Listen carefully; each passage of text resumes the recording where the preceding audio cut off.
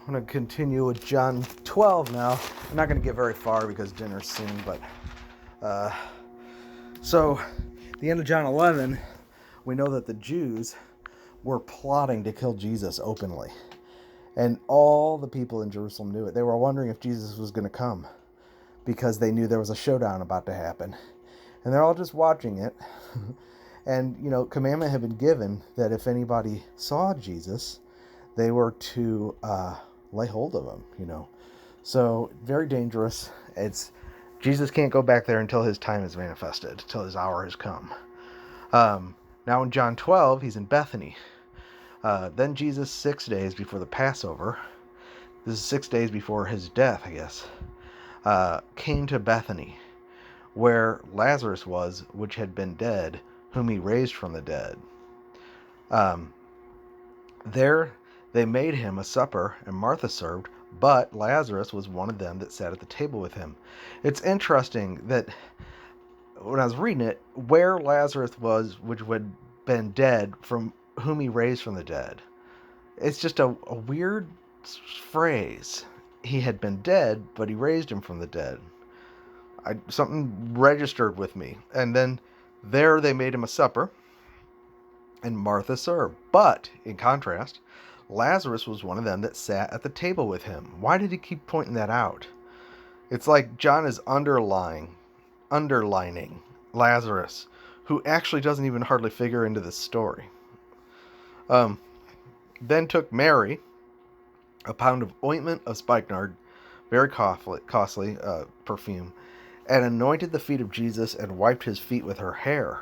And the house was filled with the odor of the ointment. Then said one of his disciples, Judas Iscariot, Simon's son, which should betray him, Why was not this ointment sold for 300 pence and given to the poor? This he said not because he cared for the poor, but because he was a thief, and had the bag, and bore what was in it.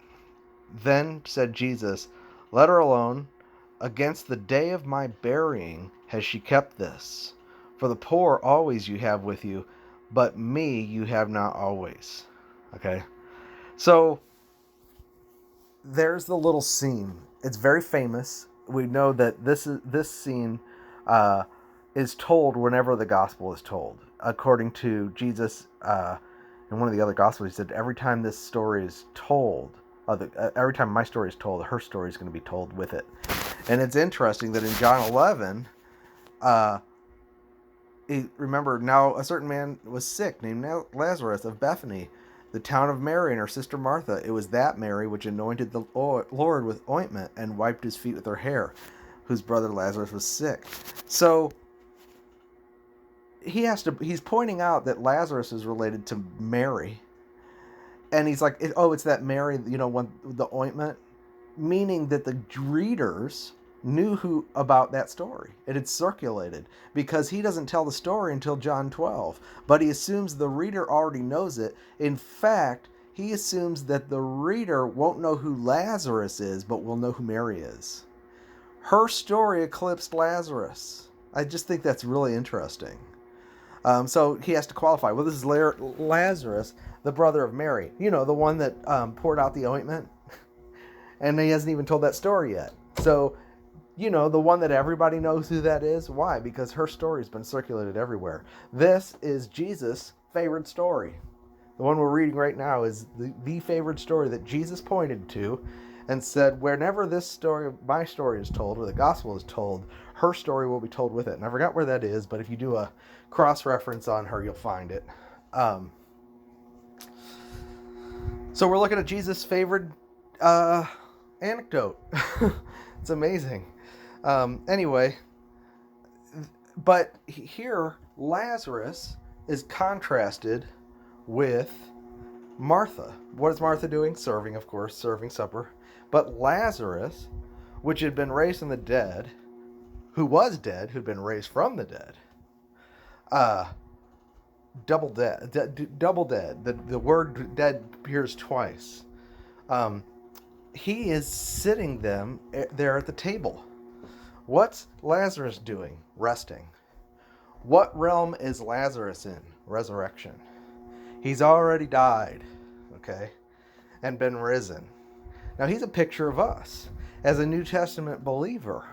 I've been buried with Christ in baptism into his death. I've already died, and I've been raised up, and now what am I doing? I'm resting at the table.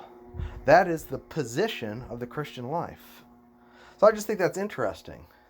Now, this is not a positive contrasted with negative. Martha serving is not negative. Okay. In other stories, we see Martha serving and Mary sitting at the feet of Jesus, and Martha's serving in contrast seems negative. We associate it with works. I don't think that's it. I think that he just is contrasting the activity of service. I don't even know if he's contrasting that. I think he's just putting us in remembrance that this is from the position of resurrection. Okay, Lazarus is watching all this. He's sitting there, resting in his position as one who's been raised. We're to present ourselves, by the way, as those who are alive from the dead. We consider that we've already died, and we're alive from the dead. Lazarus is just like us. In a little bit, they're going to say that the Jews are seeking to kill him. Did he die twice? We already died. And yet, if the Lord doesn't come, we're going to die. But we're risen. That's the position of a New Testament believer. We're risen with Christ. We've already died. If he doesn't come, I'm going to die.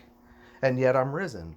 He who believes on me, even though he lives, will never die. And if he dies, what did he say in John about Lazarus? On the resurrection of the life, he that believes on me, though he were dead, yet he shall live. And whoever lives and believes on me shall never die. Believe thou me this.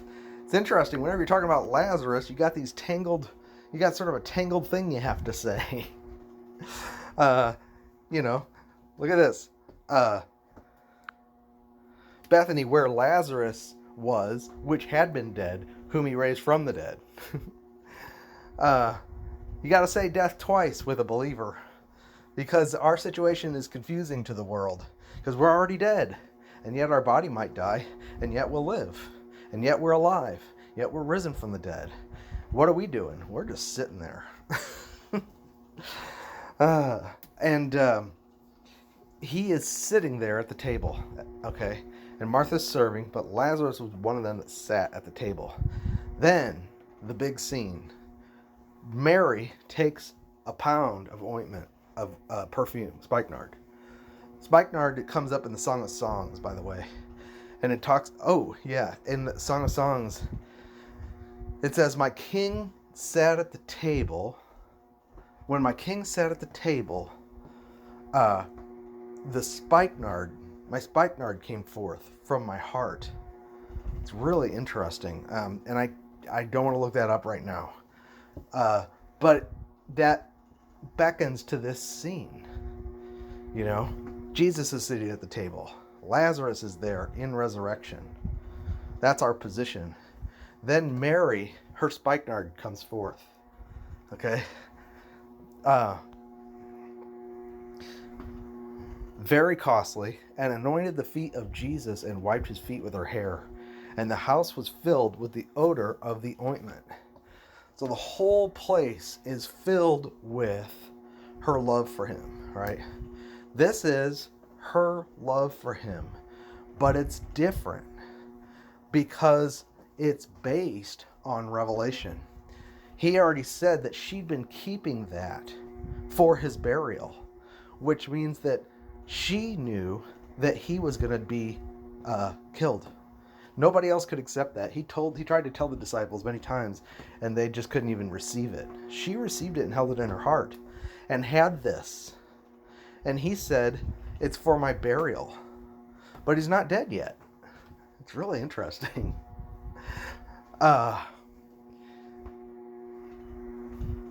These things are just popping out at me. I'm not even saying I'm clear what it is. It's just striking me, that every little detail of this is powerful. But the whole room is filled with the scent of her love. And Lazarus knew what that was. He knew how much she appreciated the Lord and understood it. Understood her love for the Lord. Okay? Because he's in resurrection. He knows the Lord. And besides, that's her brother. But Judas doesn't recognize it. So I think the contrast is between her love, which is based on how deeply she'd been forgiven, and revelation of who Christ is and his work, his person and his work.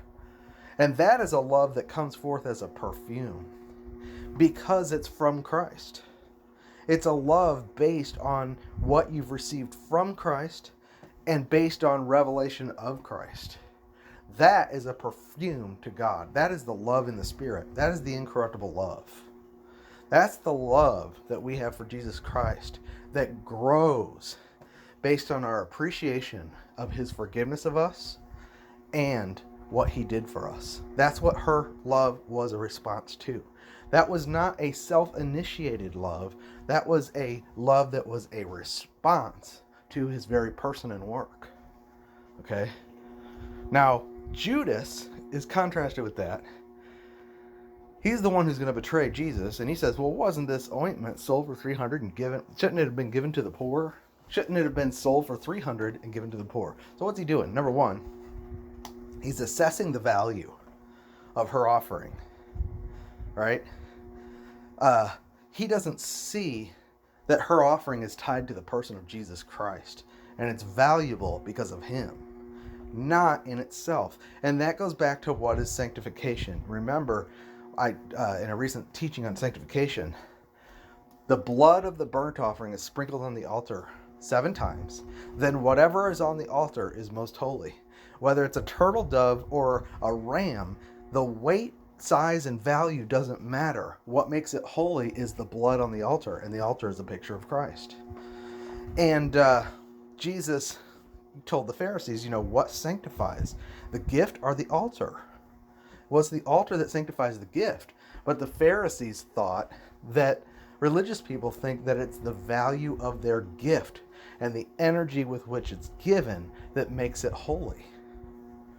So they think that something is holy in itself based on its quality, not understanding that what God receives is that which is sanctified by Christ. Christ sanctifies. Christ is our sanctification.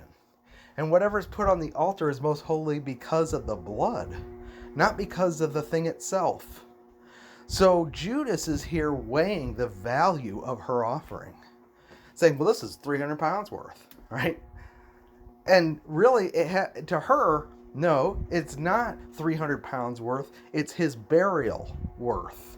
In other words, she doesn't think of it in terms of its value and what she could get for it or do with it apart from Christ.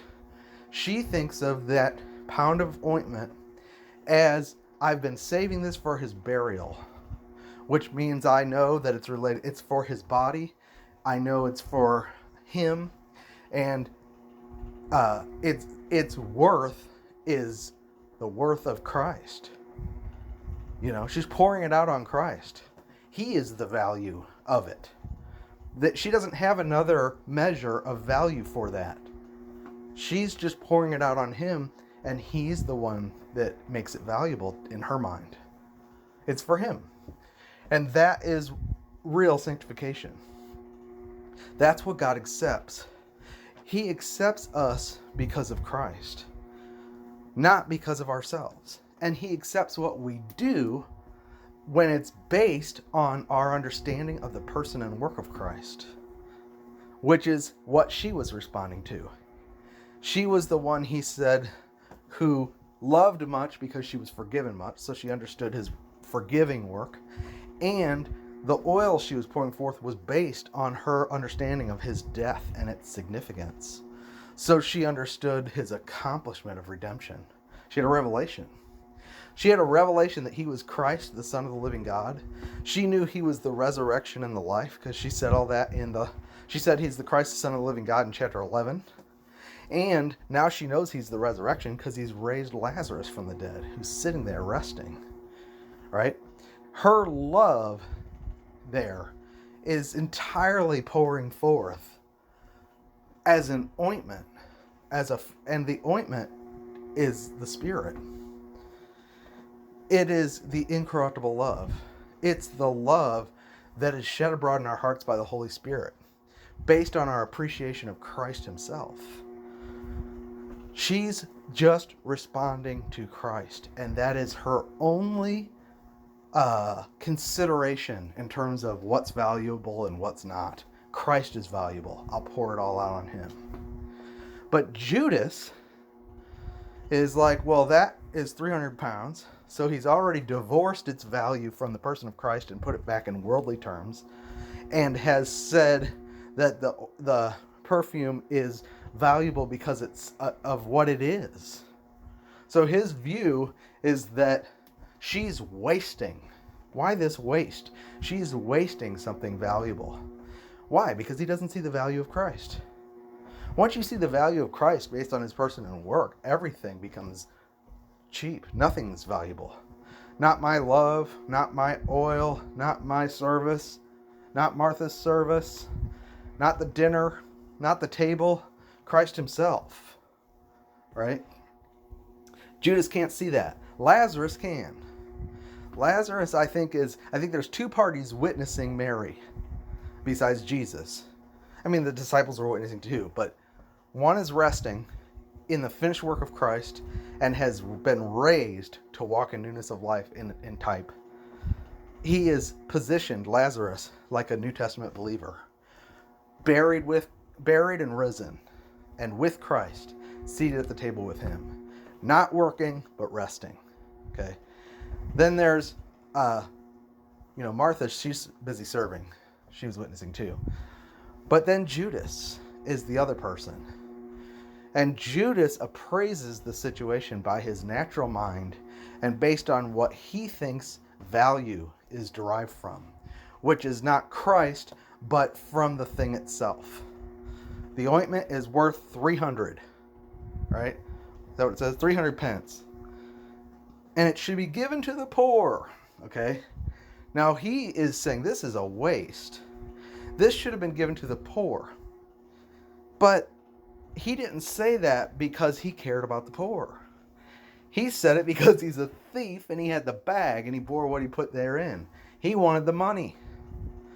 So not only is he valuing what it is based on itself and not on Christ, but he's pretending to be something he's not. Okay? He's pretending to care about people he doesn't care about because he's in it for himself. What he really wants is he wants the money. And that is a hireling. He's a thief.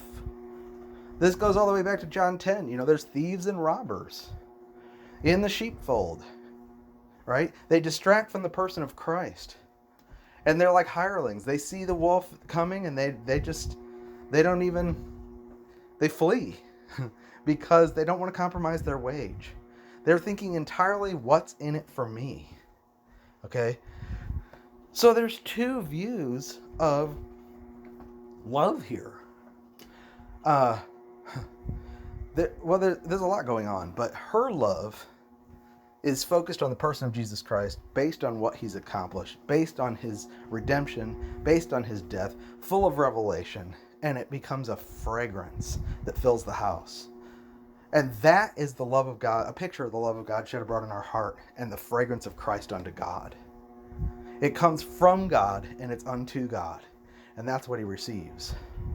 Judas has a view that love, or that oil was her love in a sense, right?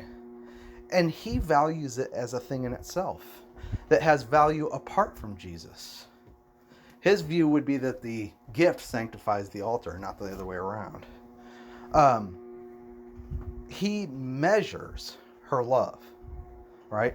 And then says what should be done with it. Well, it should be given to the poor. And it's a pretense. He doesn't value Christ. But he sure talks about virtue, But he's a thief. And he's stealing glory for himself. And there's no fragrance that comes from that. Other than, this guy's going to betray me. So, I feel like Mary and Judas are contrasted here. Her heart is really unto Christ, and there's a love that comes out to him, but it's from him. It's based on who he is. But Judas speaks in the language of what you should do. Shouldn't this? Why wasn't this given to the poor? This should be given to the poor. What is should? Should is commandments.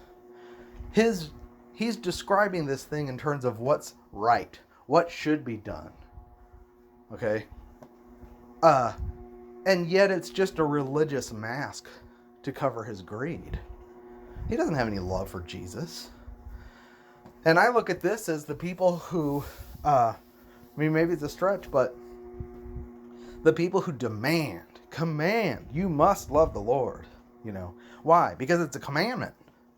It's a commandment. You have to love the Lord. I do. Right? But inwardly, they hate the brethren. He's looking at her love for Jesus, and he can't even see what it is. It's just a waste. What is she doing? That's not supposed to be just spilled on the floor. That is 300 pounds, and it should have gone to the poor. In other words, it should have gone to me. This is what a thief is. A thief steals the glory. Madame Guyon said, the religious people of her day attribute attributes that only belong to God to themselves. Love belongs to God. The true love, the pure love, is a love for Jesus Christ that's a response to him. And it comes from him. And it comes out as a fragrance that fills the room. And anybody who loves the Lord and is in resurrection life will know what that fragrance is. Lazarus knew what that was. He didn't need an explanation. Right? Judas didn't understand. He needed an explanation. He was clueless and blind. He judged her love. He thought it was obnoxious and a waste and not properly, dispensed. He didn't know it was love, probably. He just thought it was a gross display. She just needs to exercise some self-control, Fruit of the Spirit is self-control. He doesn't know what it's like to be beside himself to the Lord. But he's the first to boast how loving he is, Well, we should do something for the poor, And it's a pretense. It's a facade. It's a religious mask. It's the mask of a betrayer. I can't help but apply this to my situation because everybody knows what I teach about love, that it comes from God. It's the love of the Father for Christ, and it's the love of the Christ for the Father shed abroad in our heart through our appreciation of Christ. That's the incorruptible love. And that is not a love that is commanded. Like in the Old Testament law, you shall love the Lord with all your heart, soul, and mind and strength. No, this is a love that comes by being one to him because of your appreciation. It's a free love. You can love him as much as you want, in a way. You love him as much as you see him. You love him to the degree that you know he forgave you. You love him from the depth of your being when you understand who he is and what he is. And it's a deep, deep love focused entirely on him with no consideration of value and no consideration of what should I do with this. It just pours out. She was not in control. She's pouring herself out on him in love. And the fragrance fills the house. And everybody is intoxicated with it. You can know a lover of Jesus if you love Jesus. If you're walking in newness of life, you'll know a lover of Jesus. Not because they wear a religious facade of a thief and a betrayer and pretend sanctimoniously that they know how valuable something like that is and what we should do with it. You'll know the love for Jesus Christ because of the fragrance. Judas, he probably smelled the fragrance, but I like to imagine that he couldn't even tell there was a fragrance in the room. Well, maybe it was. It was a fragrance of death unto death to him. It was a fragrance of life unto life for Lazarus, but death unto death to Judas. How do we know? Because his reaction was to hate it.